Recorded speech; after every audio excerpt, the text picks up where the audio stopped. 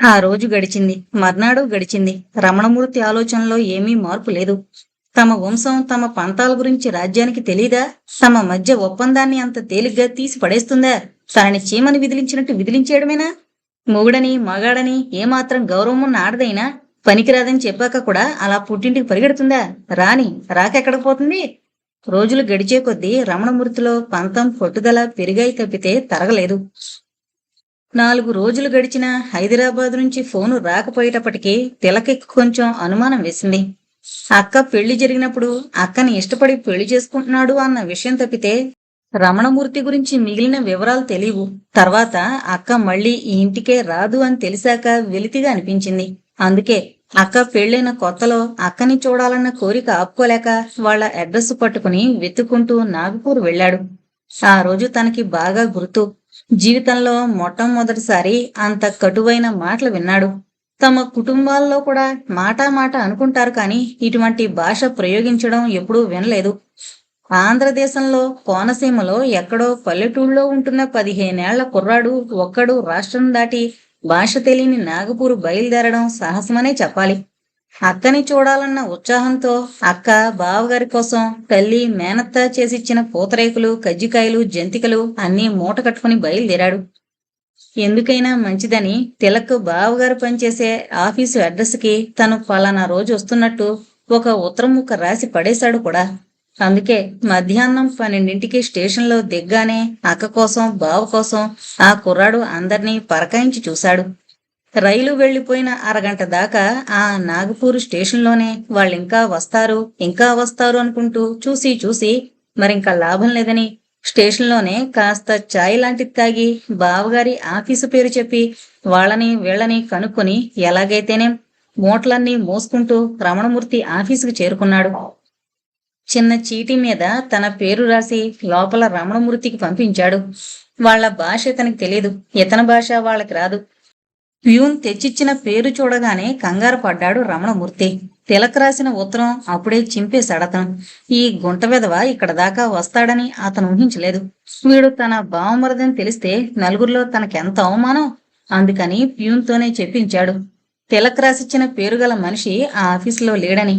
వాడి మాట తిలక్ అర్థం కాలేదు. ఆఫీస్ చూస్తే అదే. పెళ్లి చేసుకున్నాక అక్కని తీసుకువెళతారని సూర్యం మాస్టారు చెప్పిన ఊరు అదే. మరి బావగారు ఇక్కడ ఉండక ఎక్కడుంటారు? ఆలోచిస్తూ ఆఫీసు మెట్లు దిగుతున్న తిలక్కి సుందరమ్మత్తయ్యలా ఉన్న ఒక పెద్దావిడ లోపలికెళుతూ కనిపించింది. వచ్చిరాని హిందీలో ఆవిడికి తన బాధ చెప్పుకున్నాడు.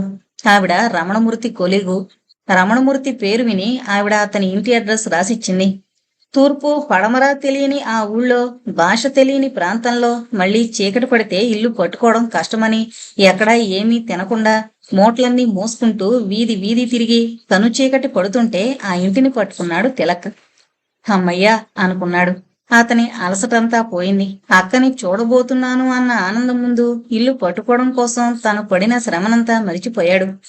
గేటు మీద నెంబర్ని, తన చేతిలో ఉన్న నెంబర్ని పోల్చి చూసుకుంటున్నాడు. ఇంతలో గేటు ముందు జీప్ ఆగింది. జీపు దిగ్గానే తిలక్ను చూసి రమణమూర్తి మొహం గంభీరంగా మారిపోయింది. తిలక్ మొహం ఆనందంగా విచ్చుకుంది. ఏంట్రా ఎలా వచ్చావు? కఠినంగా అడిగిన ప్రశ్నకి బెత్తరపోయాడు. 2 గంటల నుంచి తిలక్ చేతిలో నలుగుతున్న అడ్రస్ కాగితం తీసుకుని ముక్కలు ముక్కలుగా చింపి పడేశాడు రమణమూర్తి. ఇదిగో చూడు, మాకు సంబంధించి మీరు చచ్చిపోయారు, మీకు సంబంధించి మీ అక్క చచ్చిపోయింది, చచ్చిపోయిన వాళ్లతో రాకపోకలుండవు, ఇటువైపు ఇంకెప్పుడు రాకు అని గేటు వేసుకుని లోపలికి వెళ్ళిపోయాడు. అంతే, మొహం మీద చెళ్ళున కొట్టినట్టయింది తిలకకి. మెదడు మొద్దుబారిపోయింది. వేసిన ఆ గేటుని, మూసిన ఆ తలుపుల్ని చూస్తూ 10 నిమిషాలు అక్కడే నిలబడిపోయాడు. అక్కేది? అక్క కనిపించదా తనకింకా? అక్క తలుపుల వెనకాలుందా? ఆ తలుపులు తను విరగ్గొట్టగలడా? అసలు విరగ్గొట్టొచ్చా? అక్క లోపల ఎలా ఉంది? తమ కోసం బెంగ పెట్టుకుందా? పెళ్లి చేసుకుని ఆనందంగా ఉందా? ఆనందంగా ఉందని అనుకోవడానికే మనసొప్పలేదు తిలక్కి. ఈ మనిషితో, ఇంత కఠినంగా మాట్లాడే మనిషితో అంత సున్నితమైన అక్క ఆనందంగా ఎలా ఉండగలదు? అంటే అక్క బాధపడుతోందా? ఏడుస్తోందా? మోకాళ్ళ మీద తల పెట్టుకుని వెక్కిళ్ళని మింగేస్తోన్న అక్క రూపం ఒక్కసారి ఊహల్లోకొచ్చింది తిలకకి. వెంటనే ఆ తలుపులు తోసుకుని లోపలికెళ్ళి అక్కని చేయి పట్టుకుని ఇంటికి తీసుకెళ్లిపోదాము అన్నంత ఆవేశం వచ్చేసింది. ముందుకు పడ్డ అడుగుని బలవంతంగా వెనక్కి లాక్కున్నాడు. అది అక్క జీవితం. తను నాశనం చేయకూడదు. అక్క తెలివైంది, సర్దుకుపోయే మనిషి. తన కాపురం ఆనందంగా తీర్చిదిద్దుకోగల నైపుణ్యం అక్కకుంది. అలా కాదని అక్కనిప్పుడు ఇంటికి తీసుకువెళితే తను అక్కకి అన్యాయం చేసిన వాడే అవుతాడు. అంతే. ఆ తర్వాత ఇంటికెలా వచ్చాడో, ఆ మాటలు తలుచుకుని ఎన్నాళ్ళు బాధపడ్డాడో ఆ భగవంతుడికే తెలుసు. పట్టుకెళ్లిన మూటలన్నీ పట్టుకుని తిరుగు రైల్లో వచ్చిన తిలకని చూసి తెల్లబోయారు సరస్వతి, సుందరమ్మ. వాళ్ళు బాధపడకూడదని బావగారు ఆ ఊళ్ళో లేరమ్మా, కలకత్తా ట్రాన్స్ఫర్ అయి వెళ్ళిపోయారట అని చెప్పాడు. ఆ తర్వాత అక్క విషయం వాళ్ళని వీళ్ళని తను కనుక్కుంటున్నా కూడా తల్లికి మేనత్తకి ఏమీ తెలీదనే చెప్పేవాడు. అంత చదువుకుని 10 మందితో కలిసి ఉద్యోగం చేస్తున్న మనిషి ఇలా మూర్ఖంగా మాట్లాడాడంటే ఆ మూర్ఖత్వాన్ని ఏమనుకోవాలో తెలియలేదు తిలకకి. ఆలోచించగా ఆలోచించగా అతనికి తోచిన సమాధానం ఒకటే: జీన్స్. మన వాళ్ళంటుంటారే, వాళ్ళ వంశమే అంతా. ఆ షాక్ నుంచి కోలుకునేందుకు తిలకకి చాలా సంవత్సరాలు పట్టింది. అటువంటి మనిషితో అక్క జీవన సాహచర్యం చేస్తుందంటే ఎన్ని పారిజాతాలతో పూజించినా ఆ తల్లి గొప్పతనానికి సరిపోదు. ఇప్పుడు సరిగ్గా అదే భయం పట్టుకుంది తిలకకి. 4 రోజులైనా హైదరాబాదు నుంచి ఫోన్ రాలేదంటే అర్థమేమిటి? బావగారిప్పటికీ అలాగే ఉన్నారా? కొంచెం కూడా మార్పు లేదా? భగవంతుడా! మరిప్పుడు అక్క పరిస్థితి ఏంటి? ఈ 4 రోజుల నుంచి స్వరాజ్యానికి బాగుంది. తల్లి తోబుట్టువుల మధ్య కూర్చుని పచ్చడన్నం తిన్న పరమాన్నంలా ఉంది. అన్నింటికన్నా చెప్పుకోవాల్సిందేంటంటే ఈ 30 ఏళ్ల నుంచి తను వండి వారిచి అందరికీ అన్నీ అమర్చింది. కానీ ఇప్పుడు మరొకరు తన కంచంలో గుప్పెడన్నం పెడుతుంటే కళ్ళమట నీళ్లొస్తున్నాయి. ఈ 4 రోజుల నుంచి పెదనాన్నలు, బాబాయిలు, మేనత్తలు ఎవరెవరు ఎక్కడెక్కడున్నారో, ఏం చేస్తున్నారో, ఎంతమంది పిల్లలో ఈ కబుర్లన్నీ చెప్పుకుంటూ ఆనందంగా గడిపేసింది. ఇప్పుడు ఒక్కసారిగా తిలక్ బావగారు ఫోన్ చేయలేదంటక్క అనగానే 4 రోజులైందా అనిపించింది. ఆ రాత్రి తిలక్ మళ్ళీ స్వరాజ్యం చేత హైదరాబాదుకి ఫోన్ చేయించాడు. ఈసారి రమణమూర్తే తీశాడు. హలో. గొంతు గుర్తుపట్టింది స్వరాజ్యం. ఏమండి, నేనండి. ఎప్పుడొచ్చారు? మా అమ్మకిప్పుడు బాగానే ఉందండి. మీరెలా ఉన్నారు? అత్తయ్యగారు ఎలా ఉన్నారు? మాట్లాడుతూనే ఉంది. టక్కున ఫోన్ పెట్టేశాడు. చిన్నబోయింది స్వరాజ్యం మొహం. ఆ మొహం చూడగానే అర్థమైంది తిలకకి. ఏమైందక్కా? అయినా అడిగాడు. ఫోన్ పెట్టేశారు. ఆలోచన రహితంగా చెప్పింది. బావగారేనా? "ఉమ్." టైం చూశాడు. గౌతమ్కింకా టైం ఉంది. చటుక్కున లేచాడు. అక్క, నీ బ్యాగ్ తీసుకో, గౌతమ్ ఎక్కిస్తాను. అక్కడ నువ్వు స్టేషన్ నుంచి ఇంటికి వెళ్ళగలవు కదా? తెల్లబోయారు వింటున్నవాళ్ళు. ఇప్పుడెక్కడికిరా చవితిపూట, రేపు కొత్త చీర పెట్టి పంపుదాం అంటోంది సుందరం అత్తయ్య. అత్తయ్య ప్లీజ్, ఎవరూ మాట్లాడద్దు. అక్క బయలుదేరు, టైం అయిపోతుంది అన్నాడు. లలిత గబగబా కనిపించిన స్వరాజ్యం బట్టలన్నీ బ్యాగులో సర్దింది. తిలక్ స్వరాజ్యాన్ని ట్రైన్లో కూర్చోబెట్టాడు. ఒక బొమ్మలా అతనేం చెబితే అది చేసింది స్వరాజ్యం. మరి కాస్త డబ్బు అక్క చేతిలో పెట్టాడు. అక్క, నీతో నేను వద్దును, కానీ ఇంత అర్జెంటుగా సెలవు దొరకదు. అయినా నేను రాకుండా ఉండడమే మంచిదేమో. జాగ్రత్తగా ఇంటికి వెళ్ళు. ఏమీ జరగనట్టే ఉండు. అన్నీ అవే సర్దుకుంటాయి. తిలక్ నచ్చ చెబుతున్నాడు. స్వరాజ్యానికి ఏమీ అర్థం కాలేదు. ఇప్పుడేమైందని? రమణమూర్తి ఫోన్ పెట్టేశాడు, అంతే కదా. పర్వాలేదు. 4 రోజులుంటుంది ఆ కోపం. తర్వాత అదే పోతుంది. పతాంజలి విషయంలో అతను మారలేదా? తనకు తను ధైర్యం చెప్పుకుంది. తమ్ముడు కూడా అదే చెప్పింది.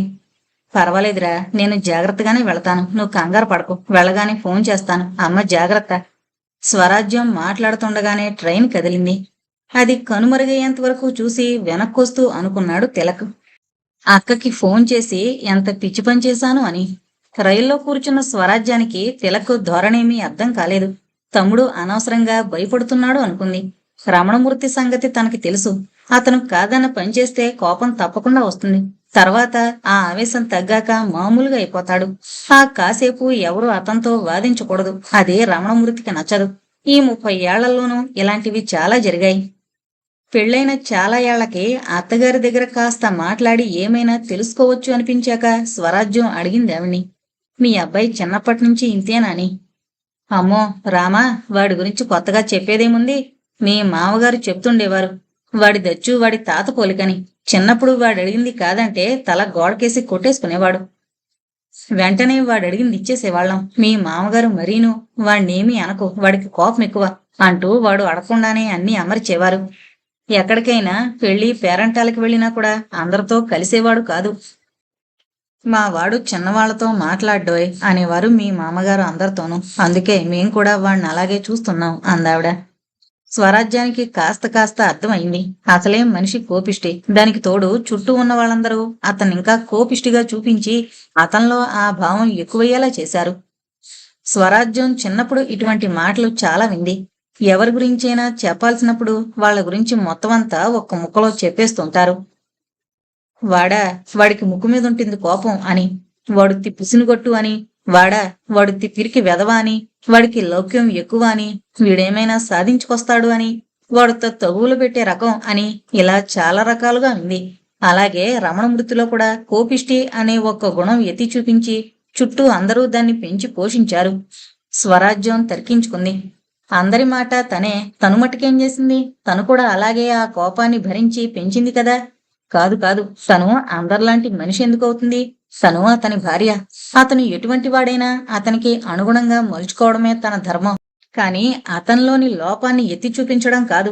అందులోనూ రమణమూర్తి తనకి సమాజంలో ఎంతో గౌరవప్రదమైన గృహిణి అనే హోదాని కల్పించిన మనిషి. అందుకే మరీ అణకువగా ఉండాలి. తప్పదమ్మా, మనలాంటి వాళ్ళకి అతను మాట అంటే అనని. అదేమీ మీద పడి కొట్టదు కదా. కాస్త ఓర్చుకుంటే 4 రోజులకి అతనే మారతాడు. మీ నాన్నగారు ఎలా ఉండేవారు నీకు తెలీదు అన్న మాటలకి ఆలోచనల్లోంచి బయటపడి చివ్వున తలెత్తింది స్వరాజ్యం. ఎదురుగా ఉన్న బెర్త మీద ఎవరో తల్లి కాబోలు మొగుడుతో పడుతున్న కష్టాలు చెప్పుకుని ఏడుస్తున్న కూతురికి నచ్చ చెప్తోంది. స్వరాజ్యానికి కనిపించింది, తప్పదు. అప్పుడు తల్లికి తప్పలేదు, ఇప్పుడు కూతురికి తప్పడం లేదు. రేపొద్దన్న ఆ కూతురికి కూడా తప్పదు. ఇప్పుడు తనకు కూడా తప్పదు. తను చేసిన తప్పుకి రమణమూర్తికి ఎంత కోపం వస్తుందో, ఎన్నాళ్ళు ఆ శిక్షని భరించాలో ఆలోచించి ఆలోచించి అలసిపోయి మగతలో పడిన స్వరాజ్యానికి మళ్లీ సికింద్రాబాద్ వచ్చే వరకు మెలకువ రాలేదు. బర్కత్పురాలో ఉన్న తమ ఇంటికి ఆటో మాట్లాడుకుని పొద్దున్నే 7 అయ్యేసరికల్లా ఆందోళనతో కూడిన మనసుతో ఇంటి ముందు ఆటో దిగింది స్వరాజ్యం. అప్పుడే పని మనిషి గుమ్మాలు కడిగి ముగ్గులు వేసినట్టుంది. గుమ్మాలింకా తడిగానే ఉన్నాయి. ఆదివారం. రమణమూర్తి ఇంకా లేచాడో లేదో అనుకుంటూ కాలింగ్ బెల్ నొక్కింది. రమణమూర్తే తలుపు తీశాడు. అప్పుడే లేచినట్టున్నాడు, కళ్ళింకా బరువుగానే. తలుపు సగం తీసి స్వరాజ్యాన్ని చూడగానే ఢామ్మని మళ్లీ తలుపులు మూసేసి గడియ పెట్టేశాడు. మొహం మీద చెళ్ళున కొట్టినట్టయింది స్వరాజ్యానికి. బెత్తరపోయింది. నెమ్మదిగా గొంతు పెగుల్చుకుని అత్తయ్య అత్తయ్య అంటూ పిలిచింది. ఆ పిలుపుకి లోపలెక్కడో ఉన్న పంకజం హాల్లోకొచ్చింది. అమ్మా, తలుపు తీసావంటే నా మీదొట్టే. కొడుకు మాట విని ఆగిపోయింది.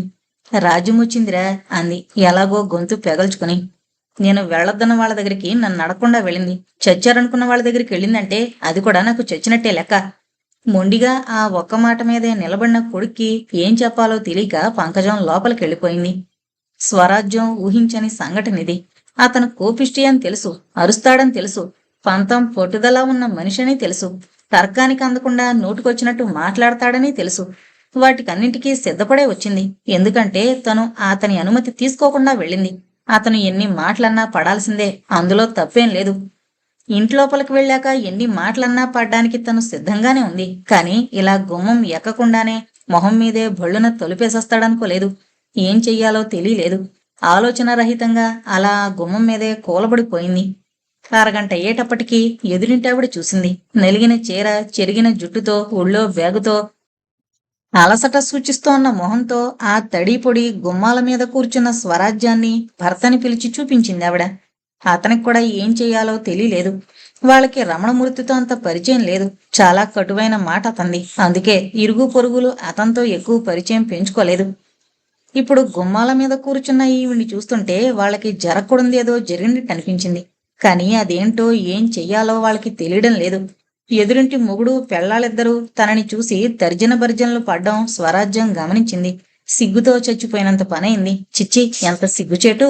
చటుక్కున లేచి పక్క సందువైపు వెళ్ళింది. ఆ సందువైపు మరో తలుపుంది. రమణమూర్తి బెడ్రూంలోకి వెళుతుందది. స్వరాజ్యం సందువైపు వెళ్లడం రమణమూర్తి గమనించాడు. ఆ గుమ్మంలోంచి కానీ లోపలికొస్తుందేమోనని గబగబా వెళ్లి ఆ తలుపు కిటికీలు కూడా కావాలని బాగా శబ్దం చేస్తూ వేసేశాడు.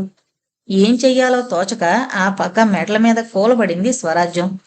రోజు స్వరాజ్యం పూజలందుకునే ప్రత్యక్ష దైవం సూర్యభగవానుడు నెమ్మదిగా తీక్షణతను సంతరించుకుంటున్నాడు. రోజూ ఆయన్ని స్తుతిస్తూ స్వరాజ్యం పాడే మేలుకొలుపు వినడానికి పైపైకొస్తున్నాడు. సూర్యుడు నడినెత్తుకొచ్చాడు. రాజ్యం మొహం ఎర్రగా మంకెన పువ్వులాగా అయింది. ఆమెకి ఉక్రోషంతో కడుపు మండిపోతుంది. మనసు కుతకుతా ఉడికిపోతుంది. నిన్న రాత్రి రైలెక్కిన దగ్గర నుంచి ఇంతవరకు గొంతులో పచ్చి మంచినీళ్లు కూడా పడలేదు. గొంతు ఎండిపోతుంది.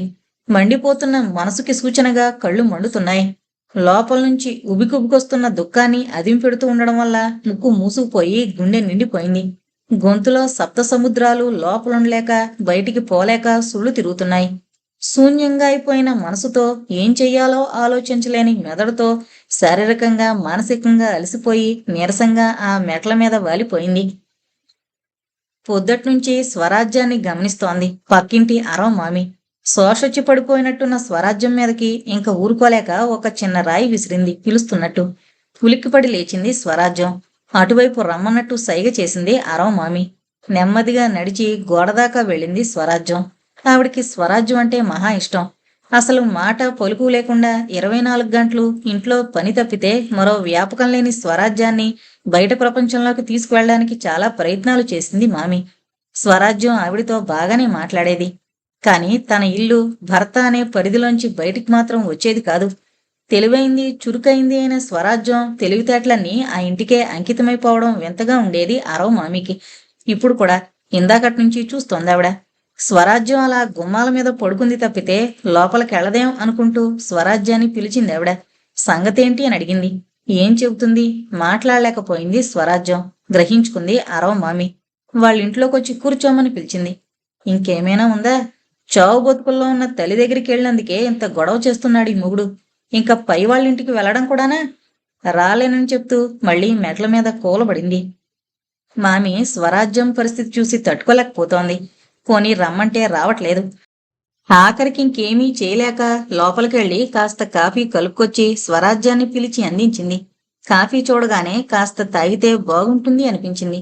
నెమ్మదిగా సందులో ఉన్న కుళాయి దగ్గరికెళ్ళి మొహం కొడుక్కుని నోరు కుకిలించుకోబోయింది.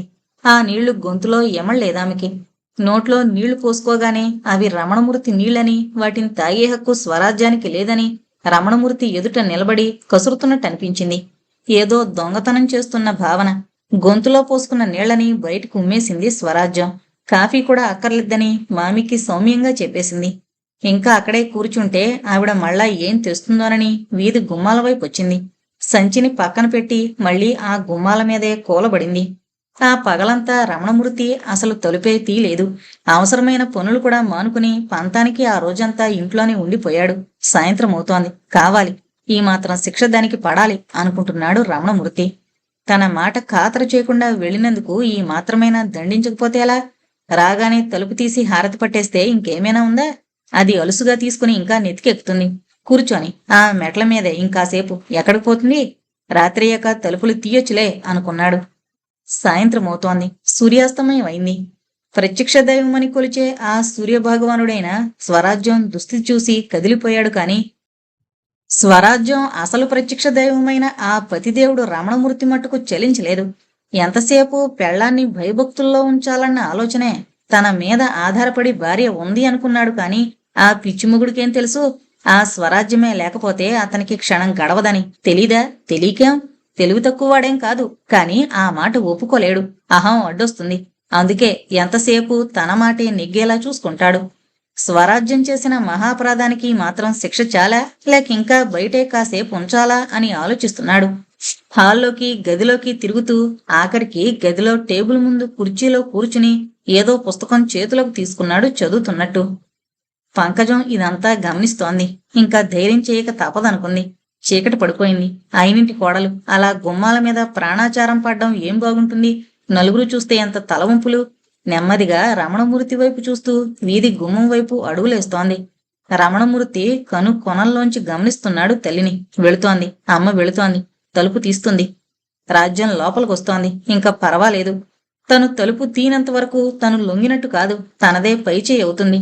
రాజ్యం లోపలికొచ్చాక కొన్నాళ్లపాటు బెట్టుగా ఉంటే చాలు, అంతా సర్దుకుపోతుంది అనుకున్నాడు. పంకజం శబ్దం కాకుండా అడుగులేస్తూ రమణమూర్తి కూర్చున్న వైపు చూసింది. అయ్యో, వాడి చూపు ఇటే ఉంది. కనుకొనల్లోంచి నేనేం చేస్తానని ఇటే చూస్తున్నాడు. వాణ్ణి కాదని ఇప్పుడు తలుపు తీస్తే ఇంకేమైనా ఉందా?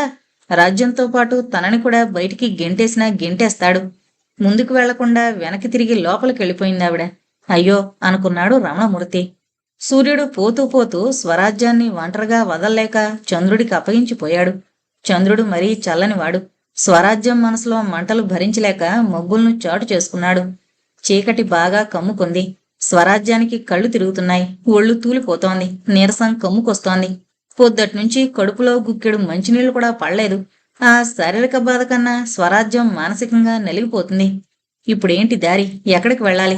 పోనీ మళ్ళీ కాకినాడ వెళ్ళిపోతే అనుకుంది. అమ్మో, ఇప్పటికే చాలా కోపంగా ఉన్నాడు రమణమూర్తి. ఇక్కడే ఉండి ఆ కోపం తగ్గే మార్గం చూసుకోవాలి తప్పితే కాకినాడ వెళితే మళ్ళీ మొదలుకొస్తుంది కదా. అప్పుడే రాత్రి 8 అయింది. లోపలెక్కడా చడి చప్పుడు లేదు. లోపలున్న వాళ్ళు బయట లైటు కూడా వేయలేదు. ఎక్కడో ఉన్న వీధి దీపం పూర్తిగా వెలుగునివ్వలేకపోతుంది. పగలంతా ఎంతో అందంగా కనిపించిన ఈ చెట్లు ఈ చీకట్లో చూస్తుంటే భయమేస్తున్నట్టుంది. స్వరాజ్యం స్థితి చూసి అవి కూడా తలలు వాల్చేశాయి. మందారం మొగ్గలోనే ముడుచుకుపోయింది. మల్లెతీగ మొహం చాటు చేసుకుంది. గులాబీ తన చుట్టూ ఉన్న ముళ్లను చూసి స్వరాజ్యం పరిస్థితిని గ్రహించుకుంది. పారిజాతం పట్టుమని 10 పూలు కూడా రాల్చలేకపోయింది. సంపంగి చిన్నపోయింది. స్వరాజ్యం మనసు అభిమానంతో కొతకొత ఉడికిపోతుంది. రాత్రి 10 అయింది. నెమ్మదిగా గుమ్మాల మీద నుంచి లేచింది. అడుగు వెయ్యబోతూ ఆ గుమ్మాల వైపు చూసింది. ఈ గుమ్మాలకేనా ఎన్నాళ్ళు ఇన్నేళ్లు తను పసుపు రాసింది? ఈ గుమ్మాలకేనా కళకళ్లాడేలా కుంకుమబొట్లు పెట్టింది? ఈ గుమ్మాలకేనా తను పండగలకి పర్వదినాలకి పచ్చగా మామిడాకుల తోరణం కట్టింది? ఈ గుమ్మాల ముందు ఎన్ని రకాల రంగవల్లులు తను తీర్చిదిద్దింది? ఆ గుమ్మాలకి అన్ని అలంకరణలు చేసిన తనకి ఆ గుమ్మమెక్కే అర్హత లేదా? ఏం న్యాయం? ఎక్కడి న్యాయం? మరో అడుగేసింది. వెనక్కి తిరిగి ఆ ఇంటినొకసారి చూసింది. ఈ ఇంటి కోసం తను ఎన్ని రకాలుగా శ్రమపడింది. ఈ ఇంట్లో మనుషులు చల్లగా ఉండాలని ఉపవాసాలు చేసింది. ఈ ఇంటిని నిలబెట్టింది తను. పెళ్లి పేరంటాలు చేయించింది తను. ఇంట్లో అందరికీ అన్ని వేళలా అన్ని రకాలు అమర్చింది తను. అటువంటి తనకి ఈ ఇంట్లో ప్రవేశం లేదు. చెళ్ళున లెంపకాయ కొట్టినట్టు ఢామ్మని తన మొహం మీదే తలుపు వేసిన రమణమూర్తి చర్యని స్వరాజ్యం తట్టుకోలేకపోతుంది. గేటు దాటి రోడ్డు మీదకొచ్చింది. నడివీధిలో దిక్కుతోచగా ఒంటరిగా నిలబడిపోయింది. ఇంత పెద్ద ప్రపంచంలో తను ఉండడానికి జానెడు జాగా లేదు. ఇప్పుడేం చెయ్యాలి? చాలా కష్టపడి దృష్టినంతటినీ కూడగట్టుకుని ఆలోచించుకుంది. పతాంజలి దగ్గరికి వెళితే అనుకుంది. చాలా దూరం. సిటీకి చాలా దూరంగా ఇల్లు కట్టుకున్నాడతను. ఇంత రాత్రి ఆటో వాళ్ళెవరూ రారు. పోనీ ప్రమీలింటికి వెళితే అనుకుంది. అవును, అదే బాగుంటుంది. విజయనగర కాలనీయే కదా, ఆటోలో వెళ్ళిపోవచ్చు. ఈ రాత్రి అక్కడుండి రేపు ప్రమీలని తీసుకునొస్తే చెల్లెలి మాట ఏమైనా వింటాడేమో ఈ అన్నగారు అనుకుంటూ ఆటో ఎక్కింది.